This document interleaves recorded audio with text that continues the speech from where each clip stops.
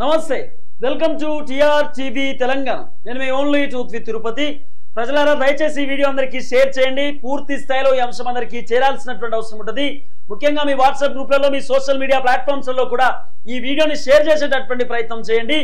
Telangana BRS పార్టీకి సంబంధించినటువంటి working president KT Ramarao America పోయినటువంటి పరిస్థితి.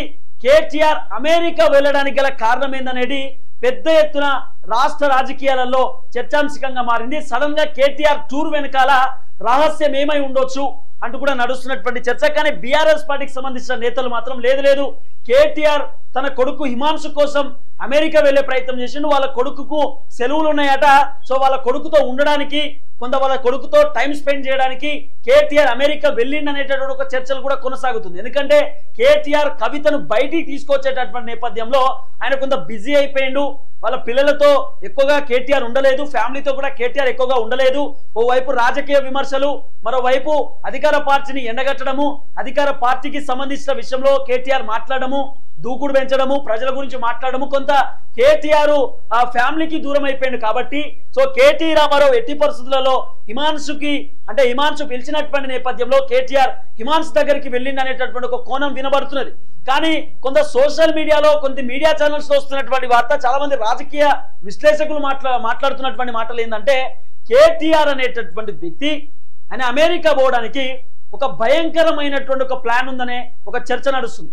ఆ భయంకరమైనటువంటి ప్లాన్ ఏందట అంటే, ఫోన్ ట్యాపింగ్ కి సంబంధించినటువంటి వ్యవహారంలో ఎవరైతే ప్రభాకర్ రావు అనేటటువంటి వ్యక్తి, ఆయన ఇంటెలిజెన్స్ చీఫ్ గా ఉన్నాడు, ఆయన డిఐజీగా కొనసాగుతున్నటువంటి నేపథ్యంలో, ఆ ఇంటెలిజెన్స్ చీఫ్ గా ఉన్నాడు, ఐజీగా ఉన్నటువంటి నేపథ్యంలో ప్రభాకర్ రావుకి గతంలోనే పోలీస్ అధికారులు రెడ్ కార్నర్ నోటీసులు ఇచ్చినారు, తర్వాత లుక్అవుట్ నోటీసులు ఇచ్చినారు.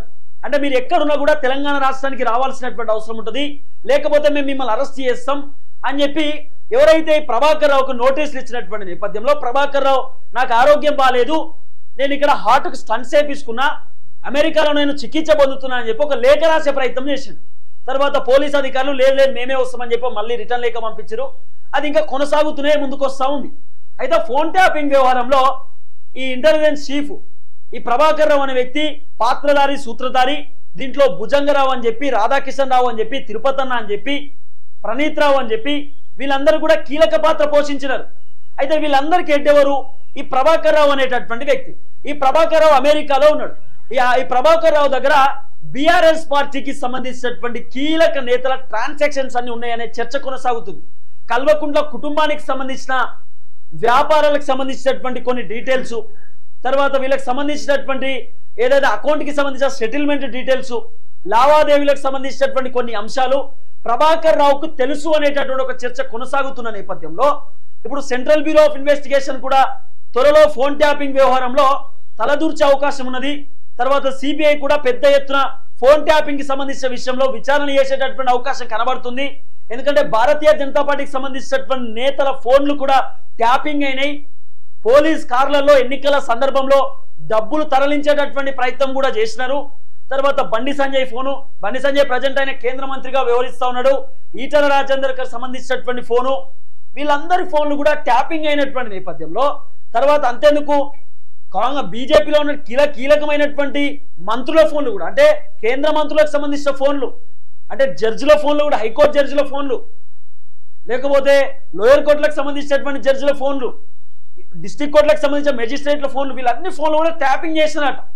ఇప్పుడున్నటువంటి ముఖ్యమంత్రి రేవంత్ రెడ్డి ఫోన్ కూడా, రేవంత్ రెడ్డికి సంబంధించిన ఇంటి వెనకాల ఒక 300-400 మీటర్ల దూరంలో వాళ్ళొక ఫోన్ ట్యాపింగ్ కి సంబంధించిన సర్వర్లు పెట్టి ఫోన్ ట్యాపింగ్ చేసే ఒక దండాన్ని క్రియేట్ చేశారు అనేటటువంటి ఒక చర్చ కూడా నడిచింది. ఇవన్నీ చెప్పింది ఎవరు? రాధాకిషన్ రావు అని చెప్పి ఆయన చెప్పిండు. ఆయన కన్ఫెక్షన్ స్టేట్మెంట్ ఇవన్నీ తెరపైకి వచ్చింది. తనను విచారణ చేస్తే ఒక్కొక్కటి భయంకరమైనటువంటి నిజాలను బయట పెట్టిండు. మేము సినిమా డైరెక్టర్ల దగ్గర, ప్రొడ్యూసర్ల దగ్గర డబ్బులు అడిగినాం, వాళ్ళని బెదిరించినాం. ఇప్పుడు నేనేమంటా అంటే, కొంతమంది డైరెక్టర్లు, ప్రొడ్యూసర్లు ఏమనుకోకుంది. ఇప్పుడు కొంతమంది ప్రొడ్యూసర్లు ఇప్పుడు కాస్టింగ్ కావచ్చు అని ఉంటుంది సినిమాలో, అంటే కొంత హీరోయిన్లతోటి కలిసి ఉండడము, హీరోయిన్ల దగ్గర కొంత వాళ్ళు ఏదో అడగడము, అవన్నీ జరుగుతే హీరోయిన్లతో వీళ్ళు మెసేజ్ చేసేటటువంటి మెసేజ్లు, హీరోయిన్లకు వీళ్ళు చేసిన ఫోన్ కాల్ రికార్డ్స్, ఇవన్నీ డైరెక్టర్లు, ప్రొడ్యూసర్లకు పంపించి వీళ్ళు పెద్ద ఎత్తున బ్లాక్ మెయిలింగ్ చేసి వాళ్ళ దగ్గర డబ్బులు వసూలు చేసేదట. ఆ డబ్బులు కూడా పోలీస్ వెహికల్లోనే తీసుకొచ్చేదట వీళ్ళు గతంలో, అంటే ఫోన్ ట్యాపింగ్ చేసేటటువంటి ఈ దందాలో. మళ్ళా ఈ ఫోన్ ట్యాపింగ్ కి సంబంధించినటువంటి ఆఫీస్లో, ఎస్ఐబి ఆఫీస్లో, ఆ ఆఫీస్లో పెద్ద రూమ్ పెట్టి ఆ రూమ్ లో 40 మంది పోలీసులను మొత్తం ఈ ఫోన్ ట్యాపింగ్ కే కేటాయించినారట. తర్వాత ఐ న్యూస్ లో కూడా శ్రవణ్ రావు అని చెప్పి ఉంటాడు, ఆయనకు సంబంధించిన అంశంలో కూడా ఐ న్యూస్ లో కూడా సర్వర్లు పెట్టి ఫోన్ ట్యాపింగ్ చేసిరనే ఒక చర్చ కూడా నడిచింది. కాబట్టి ఇప్పుడు ప్రభాకర్ రావు అనేటటువంటి వ్యక్తి ఒకవేళ బయటికి వస్తే, ఆయన లుక్అవుట్ నోటీసులు ఇచ్చి తనని కనుక తెలంగాణ రాష్ట్రానికి కనుక తీసుకొస్తే ఖచ్చితంగా కేసీఆర్ పేరు బయటపడే అవకాశం ఉండవచ్చు. తర్వాత కేటీ రామారావుకు సంబంధించిన పేరు కూడా బయటపడే అవకాశం ఉండవచ్చు. కేటీఆర్ సినిమా హీరోయిన్లకు సంబంధించిన ఫోన్లు ట్యాపింగ్ చేయించిండు, హీరోలకు సంబంధించిన ఫోన్లు ట్యాపింగ్ చేయించిండు, ఇండస్ట్రీలకు సంబంధించిన ఫోన్లు ట్యాపింగ్ చేయించిండు అనే ఒక చర్చ నడిచింది. సో కేటీఆర్ దానికి ఎక్స్ప్లెనేషన్ ఇచ్చింది, ఇవన్నీ అవాస్తవాలు, నేను అలాంటి చేసేటటువంటి వ్యక్తిని కానీ నాకు సంబంధమే లేదని చెప్పి కేటీ రామారావు మాట్లాడిండు. తర్వాత ఇదే కేటీఆర్ గతంలో ఒక కీలకమైన వ్యాఖ్యను కూడా ఇచ్చిండు, అంటే వివాదాల్లో చిక్కుకున్నాడు. అవునండి, 2-3 లుచ్చగాల ఫోన్లు ట్యాప్ చేయించాం, దాంట్లో తప్పేమున్నది, దానికి మీరు ఏదో పట్టుకొని అది పోలీసుల పనే కదా అని కేటీఆర్ ఒప్పుకున్నాడు. ఆయన ఒప్పుకున్నటువంటి మాటలపైన కూడా పెద్ద ఎత్తున రాజకీయాలలో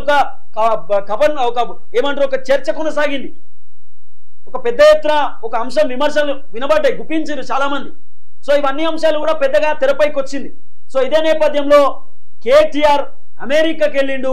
కేటీఆర్ అమెరికా వెళ్ళడానికి గల కారణం కేవలం ప్రభాకర్ రావుతో మాట్లాడి, నువ్వు ఒకవేళ తెలంగాణకు వస్తే నువ్వు ఏం చేయాలి, నువ్వు నిజంగా లొంగిపో, అరెస్ట్ అయితే నీకు త్వరలోనే బెయిల్ వస్తుంది, నువ్వు అరెస్ట్ కాకపోతే ఇంకా పెద్ద ఎత్తున నీ పైన విమర్శలు వస్తే పెద్ద ఎత్తున నీకు ఇబ్బంది అయ్యే అవకాశం ఉండొచ్చు, కాబట్టి నువ్వు ఇమీడియట్లీ అరెస్ట్ అయిపో. రాధాకిషన్ రావుకి ఎట్లయితే బెయిల్ వచ్చిందో నీకు కూడా అట్లనే బెయిల్ వస్తుంది. ఇంకోటి ఏంటంటే ఆయన తెలంగాణకు వచ్చినాక నువ్వు ఏం చెప్పాలని చెప్పి ప్రిపేర్ చేయించడానికి కేటీఆర్ అక్కడికి వెళ్ళిండు. కేటీఆర్ అక్కడ పోయి ప్రభాకర్ రావుతో డిస్కస్ చేయడానికి, మాట్లాడడానికి, మా పేర్లు బయటికి చెప్పకు, ఏం లేదని చెప్పు, ఫోన్ ట్యాపింగ్ లో వాళ్ళ హస్తమేం లేదని చెప్పు అని చెప్పి ఆయన మోటివేట్ చేయడానికి, తనతో మాట్లాడడానికే కేటీఆర్ అమెరికాకు వెళ్ళిందనే ఒక చర్చ పెద్ద ఎత్తున కొనసాగుతుంది సోషల్ మీడియాలో. కానీ బీఆర్ఎస్ పార్టీకి సంబంధించిన వర్గాలు మాత్రం లేదు, వాళ్ళ కొడుకుని కలవడానికి హాలిడేకి వెళ్ళిండు కేటీఆర్.